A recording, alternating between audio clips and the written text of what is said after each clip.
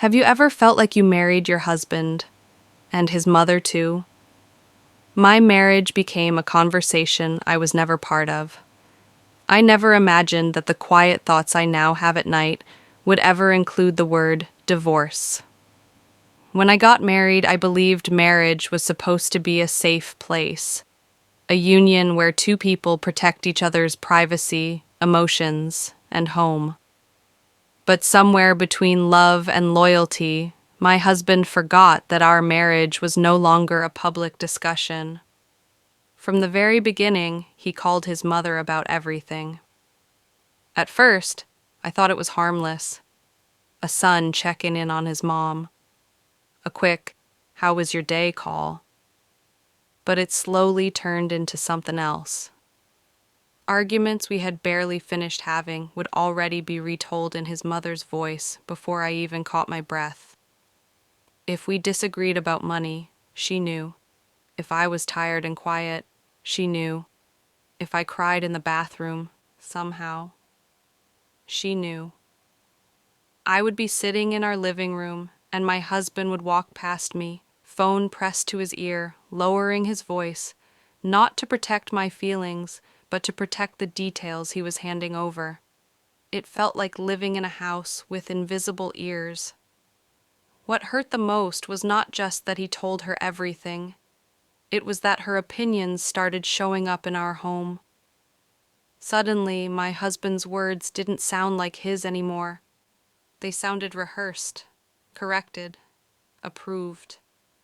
"She thinks you're overreacting. She said you should be more patient. She doesn't understand why you do things this way." I didn't marry his mother, yet somehow she had a seat in every disagreement and a voice in every decision. I tried talking to him. I told him how exposed it made me feel, how small, how unsafe. I asked him gently at first, then firmly, then desperately. I explained that marriage needs boundaries, that love doesn't survive when privacy is constantly broken. He listened, but nothing changed. Florida began to feel heavy after that.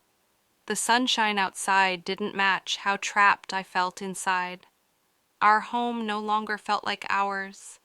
It felt like a report center, where my actions were observed, summarized, and sent elsewhere for judgment. Some nights, I lay awake imagining New York. I don't know why New York exactly. Maybe because it felt far enough to start over. A place where no one knew my marriage. A city loud enough to drown out voices that weren't mine. A place where I could remember who I was before I started editing myself to avoid becoming a topic of conversation. The idea scared me. Leaving a marriage always does, but staying scared me more. Staying meant accepting that my thoughts, my feelings, my struggles would never truly be private, that every moment could be retold from someone else's mouth. I started asking myself difficult questions. Can a marriage survive without boundaries? Can love exist where loyalty is divided? Can I keep shrinking just to keep peace? I don't hate my husband. That's the painful part. I still see the man I fell in love with. Kind, thoughtful, familiar. But I also see a man who hasn't learned where his marriage begins and where his childhood ends.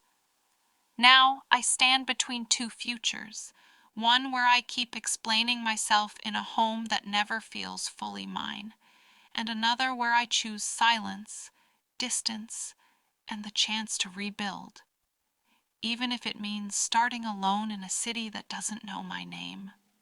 I don't know yet which road I'll take, but I know this. I can no longer live in a marriage where my life is an open call log.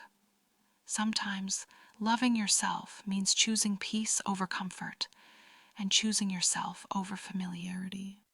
And maybe, just maybe, New York is where I'll finally learn how to breathe again.